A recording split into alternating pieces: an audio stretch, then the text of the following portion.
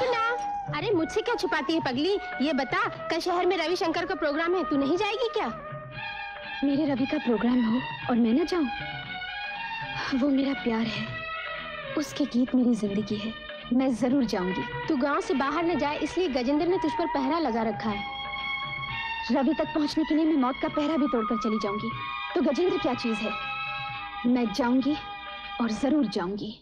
मुंबई 11 में एक औरत को 9 बच्चा पैदा हुआ। अरे बाबा, जो डॉक्टर जचकी करवा रहा था वो इतना घबरा गया और शौक से मर गया। वाह वाह वाह वाह।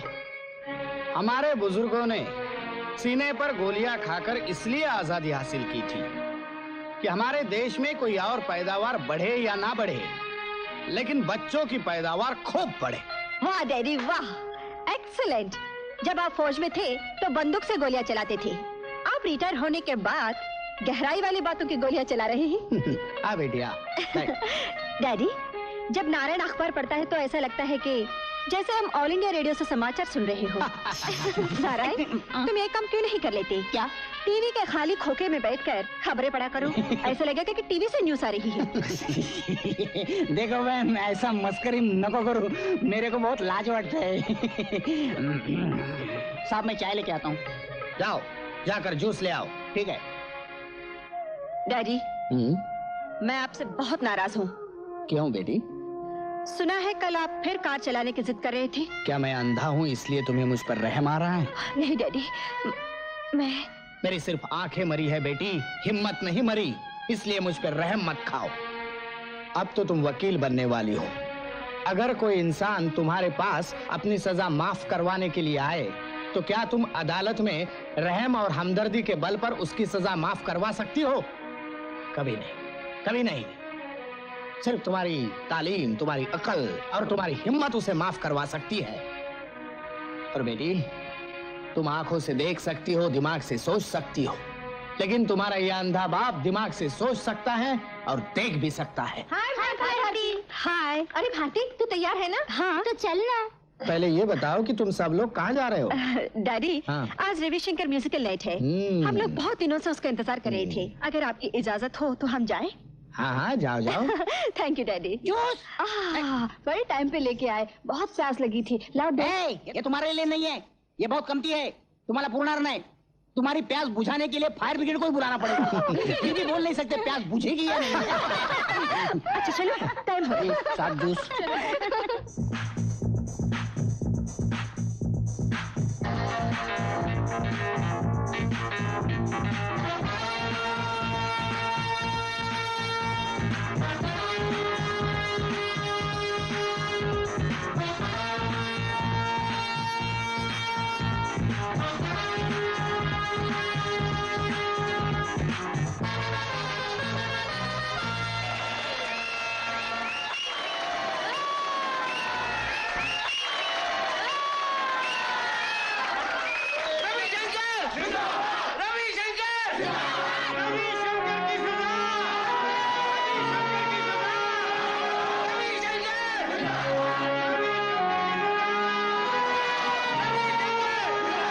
चलो वैन में।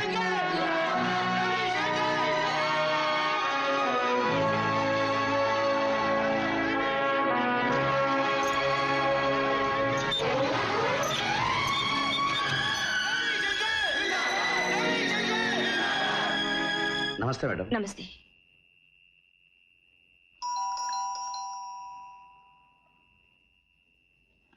भारती, तुम इस वक्त? आओ अंदर आओ। बैठो। ठीक है। क्या बात है भारती, तुम बहुत परेशान लग रही हो।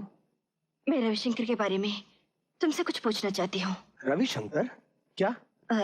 यही कि आज प्रोग्राम होने के बाद उसे हथकड़ी पहनाकर क्यों ले जाया गया? He is a murderer। क्या? वो खूनी है, कुछ ही दिनों के बाद उसे फांसी होने वाली है। फांसी? हाँ। तो फिर वो प्रोग्राम? अब बैठो।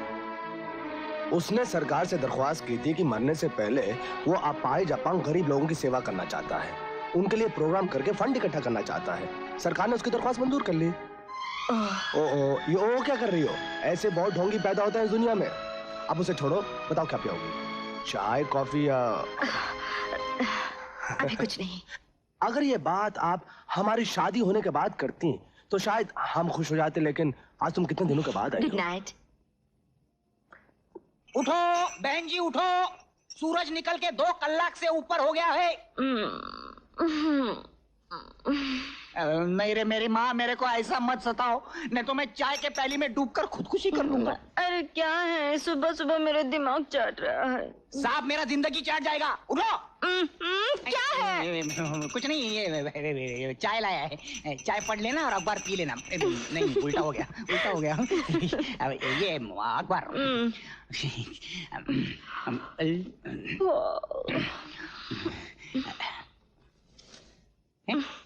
चाय।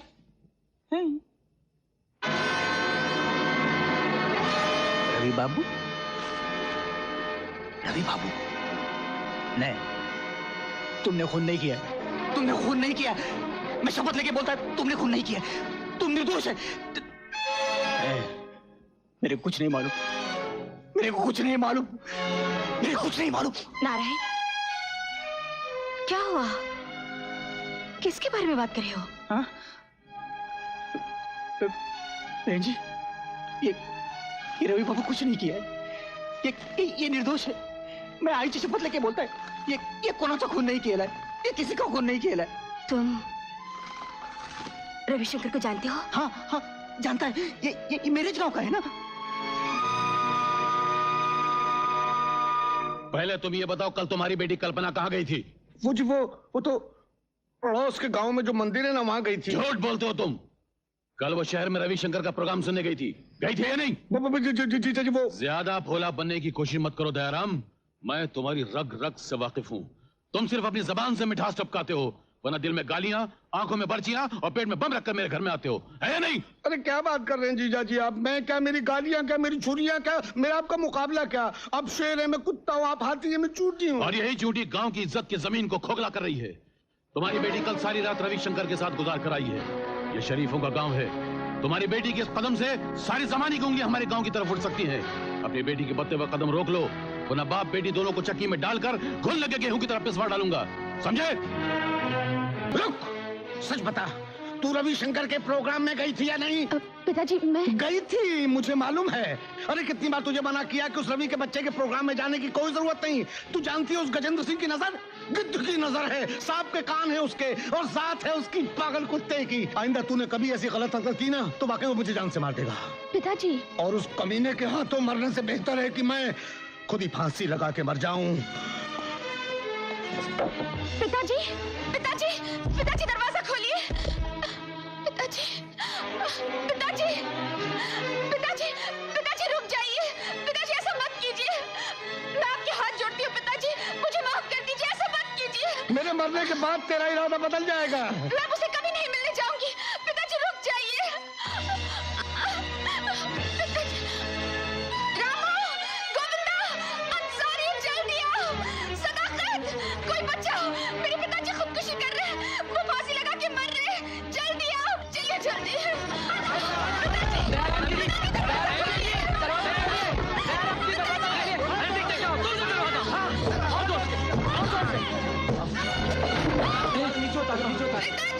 जल्दी उतारो, जल्दी जल्दी संभाल के हमारे दो। पिताजी पिताजी पिताजी। चुप, मैं मर गया हूँ। मर गए तो उठाओ, ले चलो शमशान घाट। शमशान घाट? मगर मैं मरा कहाँ हूँ? मगर हमें तो मार दिया, इतनी बड़ी उम्र हो गई परंतु खुदकुशी करना नहीं आया। हाँ भूल गया था मैं। क्या कह रहे थे आप? अगली बार ऐसा नाटक किया तो हम सब सचमुच तुम्हें फांसी पर लटका देंगे। अरे भाई ये तो रोज का हमेशा ही ऐसा नाटक करते रहते। चलो भाई चलो। पिताजी आप क्या कर रहे थे? ऐसा करने से उस राक्षस गजेंद्र सिंह का कलेजा ठंडा हो जाएगा। बेटी एक बात बता, रवि की हालत कैसी है? जिससे फांसी की सजा होने वाली हो उसकी हालत कैसी होगी ये आप अच्छी तरह जानते हैं पिताजी। कैदी नंबर 201, कैदी नंबर 202, कैदी नंबर 201, कैदी नंबर 202, कैदी नंबर 202, कैदी नंबर 202, कैदी नंबर 202, 201 और 202 तो तुम दोनों का नंबर है। अरे हाँ, ये तो हमारा ही नंबर है, हमको देखने का टाइम नहीं मिला। बात ये हवलदार साहब कि हमारा अंदर बाहर आना जाना इतना लगा रहता है कि नंबर याद ही नहीं रहता। आप हमको कोई परमानेंट नंबर क्यों नहीं दे देते? हम तो आपके हमेशा के ग्राहक हैं। आप हमें क्यों याद कर रहे थे? तुम दोनों का टाइम पूरा हो गया है, तुम दोनों को रिहा किया जा रहा है।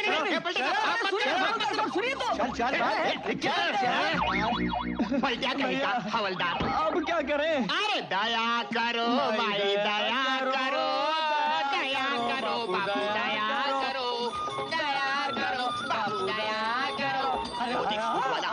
अरे हम जन्म जन्म से यतीम हैं। अरे भैया हम बदसूरत हैं। हमारे पैदा होने से पहले हमारे माँ बाप थोड़ी सिधार गए थे। आकर बापू छूटा नहीं है। अरे छूटा नहीं है। कितने का चाहिए? 50 रुपए का, 100 रुपए का बाबा? 1000 का।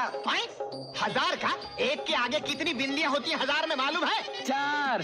ये मुँह और मसूर की दाल। अबे 1000 का नोट देखा भी है कभी खान में? अरे कब का बंद हो चुका है। चल चल अपना काम कर। 1000 का। अरे देखो हमारी उधड़ी खा दे दो अपनी जेब कमा। अरे पलट के देख जरा, दया कर। पीछे हटो, पीछे। देखो भैया, पिछले जन्म में हमने किसी को दान नहीं दिया था, इसलिए इस जन्म में भगवान ने हमें कोड़ का वरदान दिया। आप हमको दान नहीं दोगे तो ये रोग कोड़ आपको खा जाएगा। ये हमारा श्राप है। शराब मत दो, पैसे दिए ना, ये लो। चलो हटो, पीछे हटो, पीछे हटो। अब कोई रोग नहीं लगेगा, जाओ जाओ। भैया, अगर ऐसे लोग मिलते रहे ना तो कुछ ही दिनों में रुपयों की बरसात हो जाएगी। अबे दौलत की बाढ़ होगी, बाढ़। वो देख नया मुर्गा आ रहा है। देखो हमारी उधड़ी खाल। मिस्टर रविशंकर, आपकी मदद से रहमत चाचा की आंखों की रोशनी वापस आ गई है। वो अपनी आंखों की पट्टियां आपके हाथों से खुलवाना चाहते हैं, इसलिए हम उन्हें यहाँ लाए हैं। आप आइए। रवि बाबू आ रहे हैं। सलाम रहमत चाचा। रवि बेटे, मेरा तो सिर्फ नाम रहमत है, मगर इस गरीब के लिए रहमत बनकर तुम आए हो। मैंने तुम्हारा नाम सुना था, लेकिन सूरत नहीं देखी। सबसे पहले मैं तुम्हारा दीदार करना चाहता हूँ। रवि साहब, इनकी पट्टियां काट दीजिए।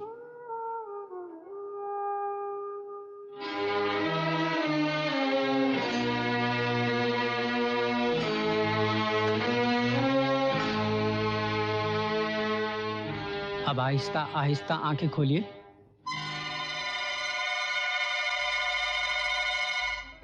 माशाअल्लाह, अल्लाह तुम्हें लंबी उम्र अता करे। नहीं रहमत चाचा, गलत दुआएं मत दो।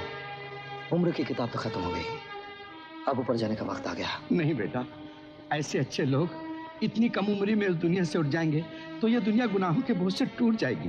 तुम नहीं मर सकते, नहीं मर। What's all this? ये सब क्या हो रहा है? इसे यहाँ पर क्यों लाया गया है? सर, वो रहमत चाचा के आंखों का ऑपरेशन हुआ Hey! ये रहमत चाचा वाचा क्या होता है? कहो कि इस बुड्ढे कैदी का ऑपरेशन हुआ है। जी हाँ, ये ऑपरेशन रवि साहब की मदद से हुआ है। पट्टी खुलने के बाद सबसे पहले वो रवि साहब को देखना चाहते थे। रवि साहब, व्हाट ब्लडी नॉनसेंस! जिस कैदी को फांसी की सजा लग रही हो उसे तुम रवि साहब कह रहे हो? एक असिस्टेंट जेलर होकर कैदियों को साहब और चाचा कहते हो, तुम्हें शर्म नहीं आती? शर्म? कैदियों को साहब और चाचा कहने में शर्म क्यों आनी चाहिए? कैदी इंसान नहीं होते हैं क्या? No no not at all. इंसान सब जेल के बाहर, जेल में आने के बाद वो सिर्फ कैदी होते हैं। कैदी, अंडरस्टैंड? कैदी भी इंसान होता है जेलर साहब, जिसे हालात मजबूर करते हैं। मजबूरी की आग में जलकर वो गलत कदम उठाता है और वही कदम उसे जेल की कोठरी में पहुंचा देते हैं। मिस्टर, ये तुम्हारा कोई स्टेज नहीं है और ना ही मैं टिकट खरीद कर आया हूं तुम्हारा कोई फैन हो जो तुम्हारा भाषण बोलो। और वैसे भी मैं तुम जैसे कैदियों को अपने मुंह नहीं लगाता। और जो कैदी ज्यादा बकवास करता है मैं उसे मार मार के उसके जिस्म की खाल उधेड़ देता हूं। Hey, take this rascal back to cell. Get out. आप ज्यादती कर रहे हैं जेलर साहब। मैं आपसे शराफत से पेश आ रहा हूं। आप हाथापाई कर रहे हैं, गाली दे रहे हैं। You idiot! तुम जेलर किरपाल को जो कैदियों की खाल उतारने में मशहूर है आंखें दिखाते हो। आप वर्दी पहनकर गैर कानूनी काम कर रहे हैं। तू मुझको कानून सिखाएगा? जेलर साहब, मैं फिर से आपको मना कर रहा हूं जेलर साहब। तू मुझको मना करेगा? मना करेगा? मना करेगा? मना करेगा? जेलर साहब, मेरे ख्याल में ज्यादती आपकी है। Shut up! ले जाओ इसे।